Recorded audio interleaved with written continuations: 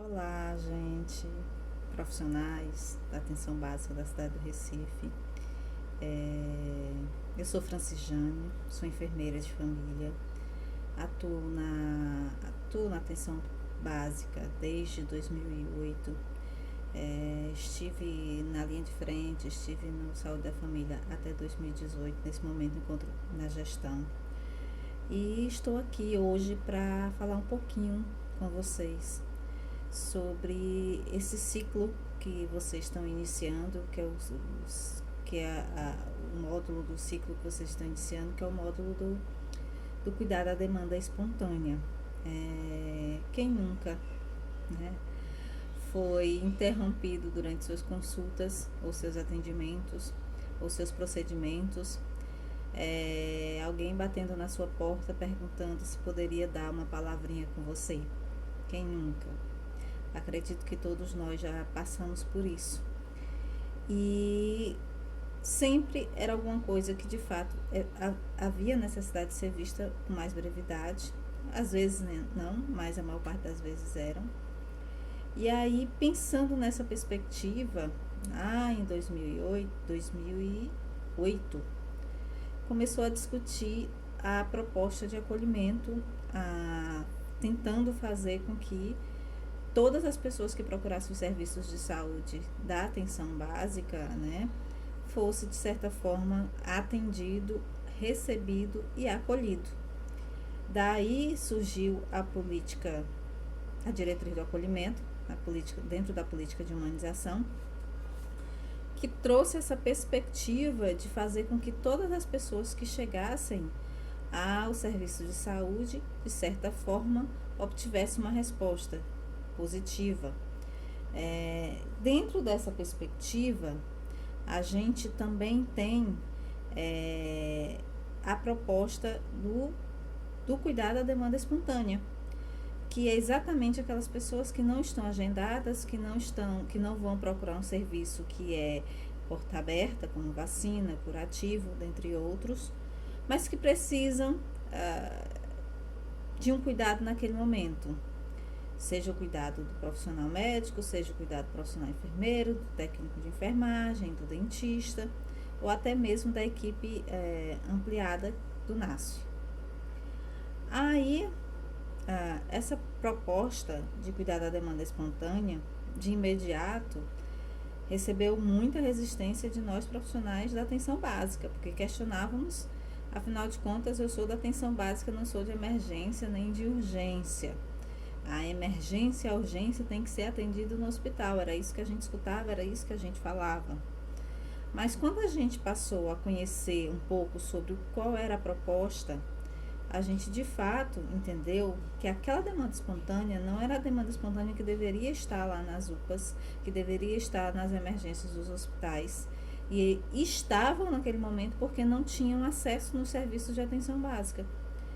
Era febre de um dia, era uma erisipela que estava iniciando, era uma conversa, era uma dúvida sobre o funcionamento do serviço.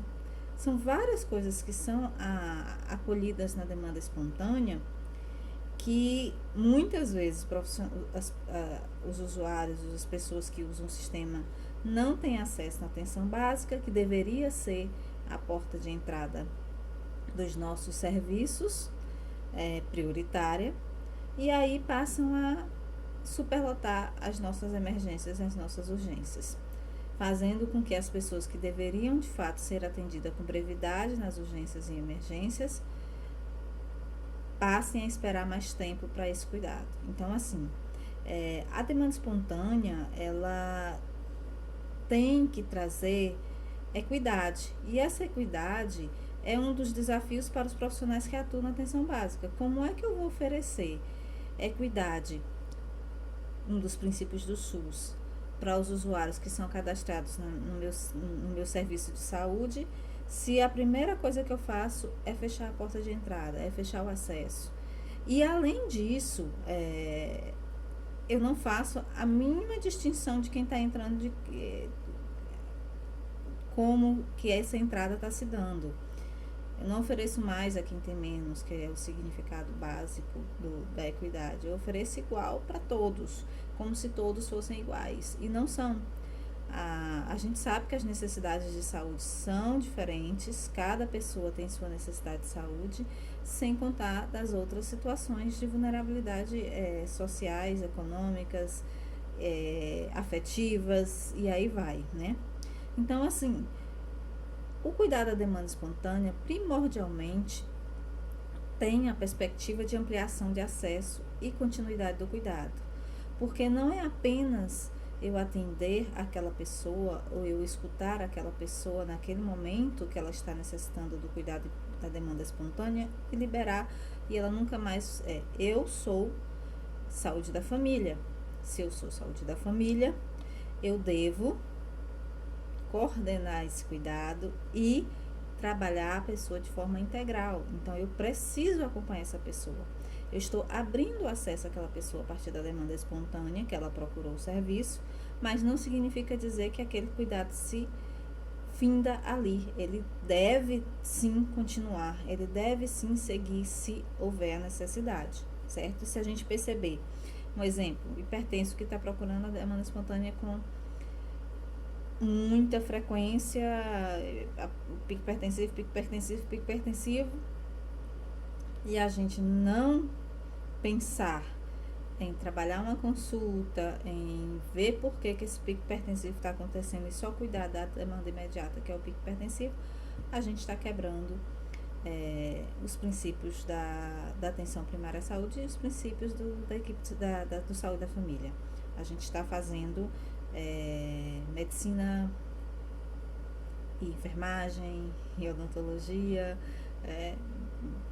que não tem os princípios de saúde da família. E aí, para que ser saúde da família se você não faz, né? Então, a gente precisa pensar a demanda espontânea a partir dos princípios do acolhimento e da escuta qualificada, certo? Então,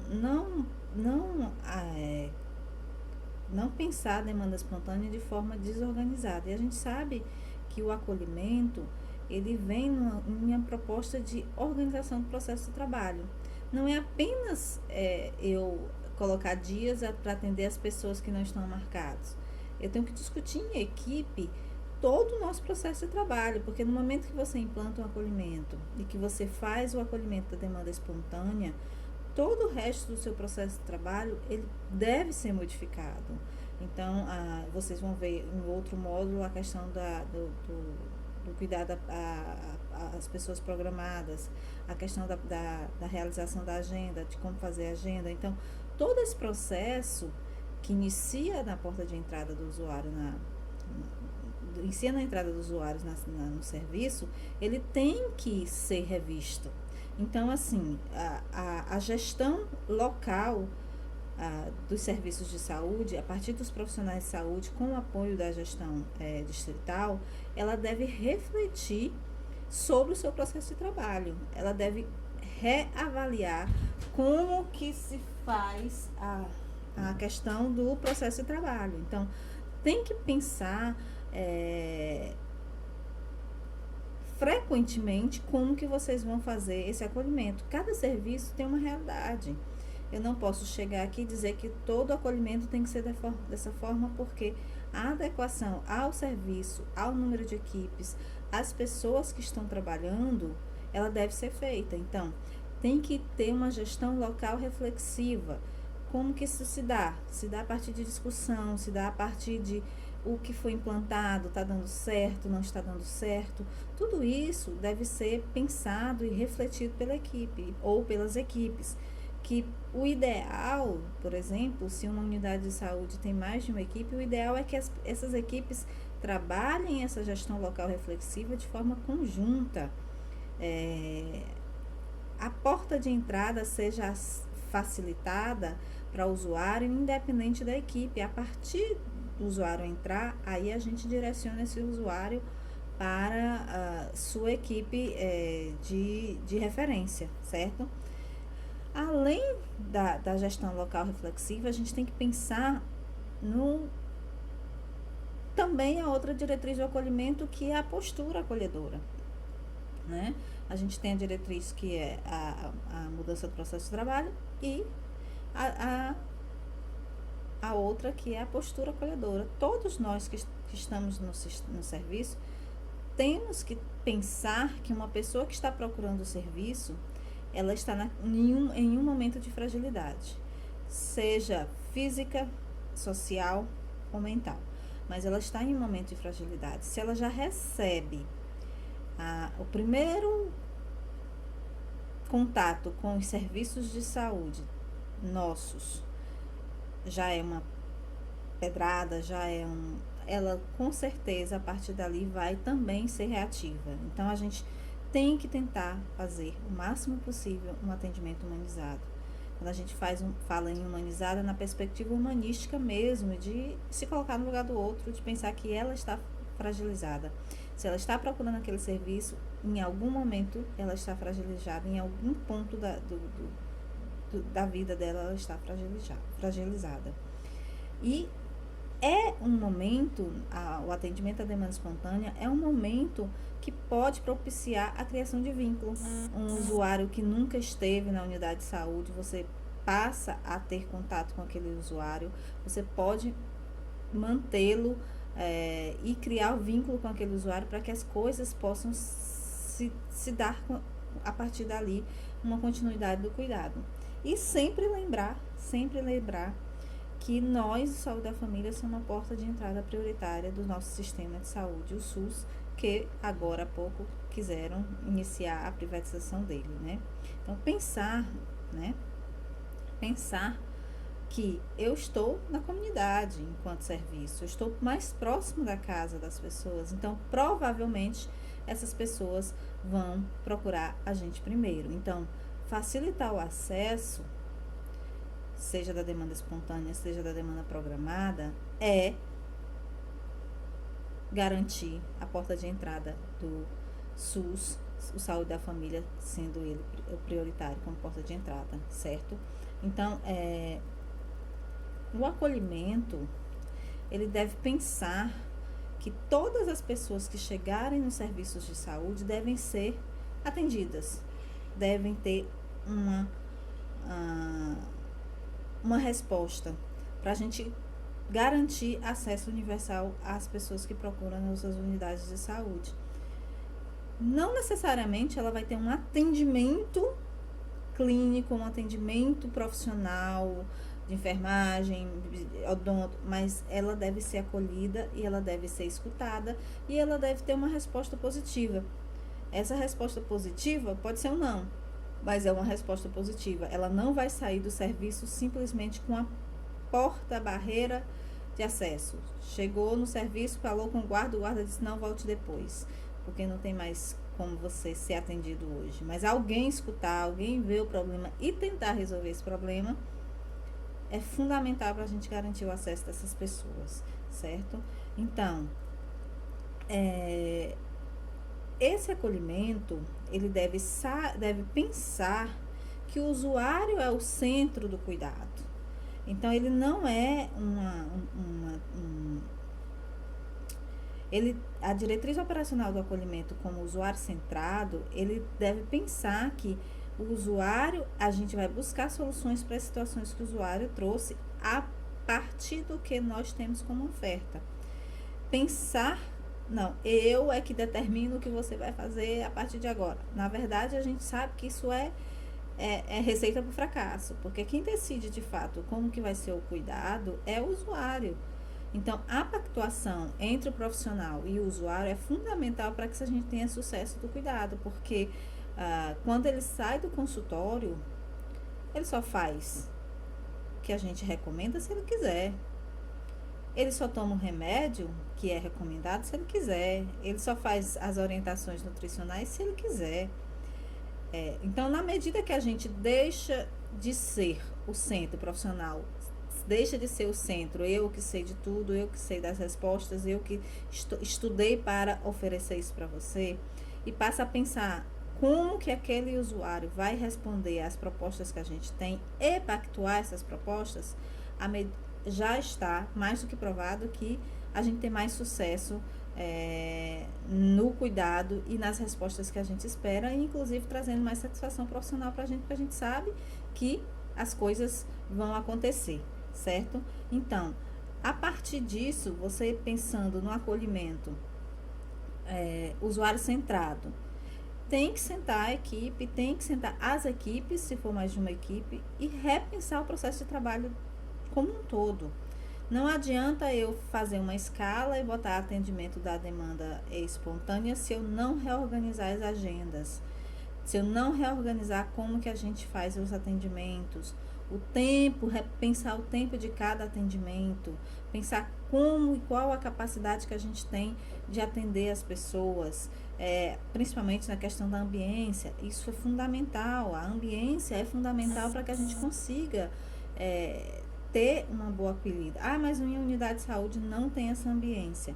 Mas dá para a gente organizar de alguma forma, uma ambiência adequada, dá para a gente organizar de alguma forma para que a gente consiga acolher as pessoas, consiga fazer a escuta da demanda espontânea? Dá.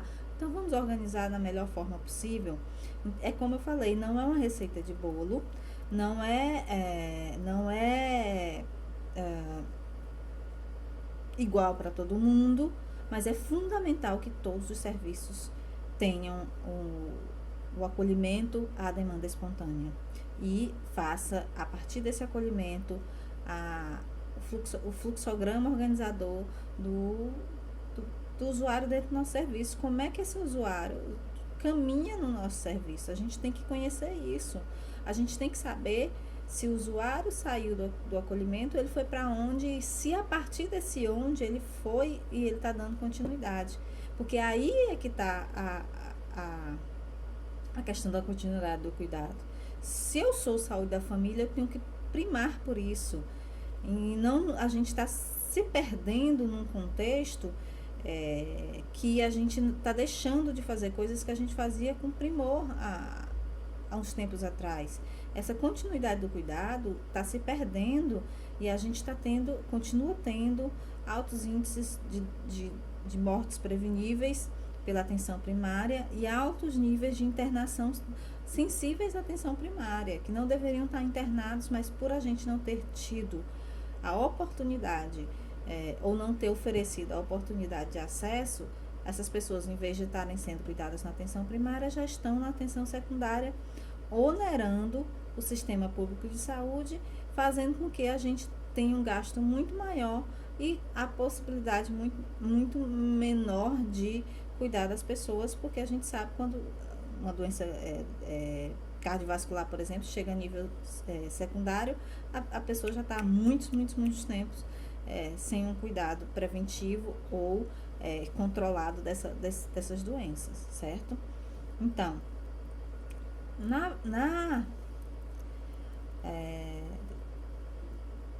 no acolhimento, a gente espera alguns resultados. Os principais deles são a ampliação da resolutividade da atenção primária.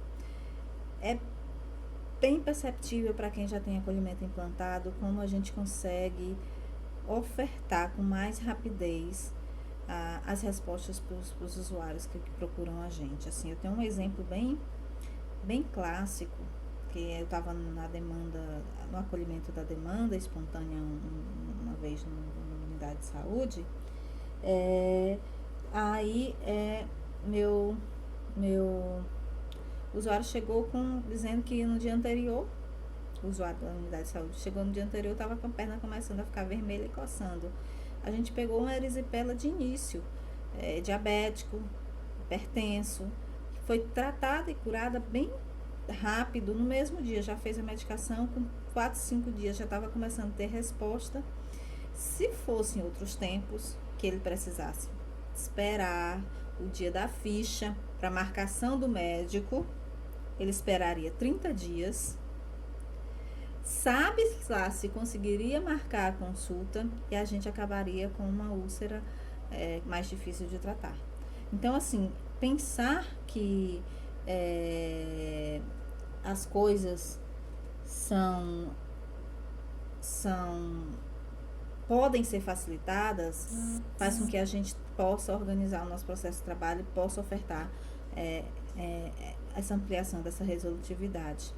Além do que, a gente qualifica o atendimento, porque direcionam as pessoas, classificam as pessoas em quem realmente precisa, quem tem mais prioridade, em quem tem menos prioridade, porque a gente sabe que quando a gente faz agendamento por fila, por quem chega e marca na fila uma vez por mês, não vai estar lá na fila quem mais precisa, não, vai estar lá quem consegue estar. Muitas vezes a gente deixa as pessoas que mais precisam de fora dos serviços, porque eles não conseguem estar ali. Então a gente não qualifica o nosso atendimento devido a isso. E muitas das situações que vão para as consultas, na verdade, podem ser resolvidas com brevidade no acolhimento, que não tem necessidade de estar numa consulta, um atendimento de consulta de 20, 30 minutos, e a gente também qualifica isso, deixando mais vagas para quem realmente a necessita, porque a gente sabe que o sistema de saúde da gente, ele não abrange todo mundo ao mesmo tempo.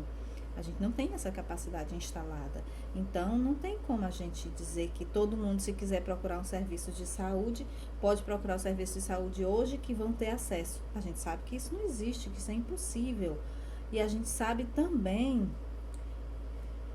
que o financiamento é finito, está cada vez mais pior, assim, sempre foi subfinanciado o SUS, sempre teve menos dinheiro do que precisava, e agora está sendo desfinanciado, ou seja, está sendo retirado dinheiro, cada vez mais está sendo retirado dinheiro do nosso sistema de saúde, e a gente tem que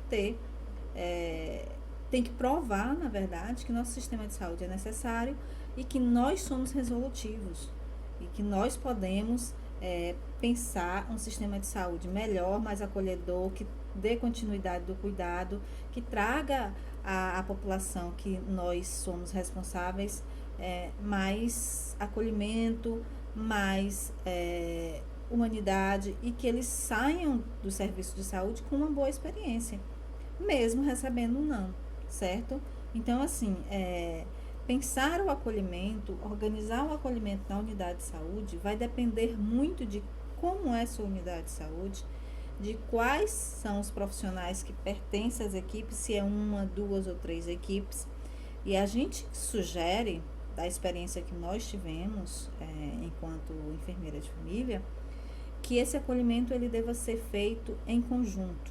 Ele não seja feito cada equipe fazendo o seu acolhimento, que se discuta essa proposta de acolhimento de forma igual na unidade de saúde, e que todas as pessoas, desde o porteiro, a faxineira, a médica, o dentista, entendam como está se dando esse processo dentro desse serviço, porque cada um entendendo, todos podem auxiliar na implantação e na implementação dessa diretriz, desse modelo de se fazer o atendimento e a acolhida das pessoas que estão em demanda espontânea.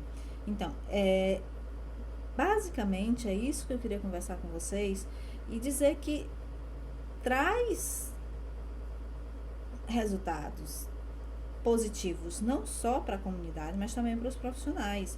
A gente deixa de ter aquela tensão das pessoas querendo conversar com você, você não tendo agenda, você fica, mas eu não posso falar porque minha agenda está cheia. Se a gente tem um espaço reservado para aquelas pessoas, a gente tira essa tensão. A gente diminui a tensão com a comunidade, porque a comunidade vai saber que sempre que ela precisar do acesso, ela vai ter o acesso. A gente diminui tensão entre os profissionais, porque, mas fulano faz e cicrano não faz. Quando a gente organiza o processo de trabalho de forma igual, em conjunto, todos vão fazer igual, todos vão fazer a mesma coisa. Então, por isso que é importante a gente trabalhar a discussão da implantação e implementação do acolhimento à demanda espontânea com todos os profissionais. Agentes comunitários de saúde, técnicos de enfermagem, técnicos em saúde bucal, auxiliar em saúde bucal, dentista, médico, enfermeiro, NASF, se vocês tiverem proposição do NASF, trazer inclusive as propostas da PAC, Academia da Cidade, para discutir como é que funciona a unidade de saúde. Eu tenho uma Academia da Cidade vinculada à minha unidade de saúde, mas nem eu sei como eles funcionam, e nem eles sabem como a gente funciona. trazer para a reunião de construção desses protocolos de acolhimento, dessas diretrizes de como vocês funcionar. Isso, e não ficar estagnado, né? Porque eu me sentei uma vez, a gente planejou, organizou e infinitamente vai ficar assim. Sempre que vocês perceberem a necessidade de reorganização, é fundamental fazer de novo esses rearranjos. As coisas podem dar certo, às vezes começa a sair do trilho alguma coisinha, aí já começa as desorganizações. É fundamental que isso esteja presente, pelo menos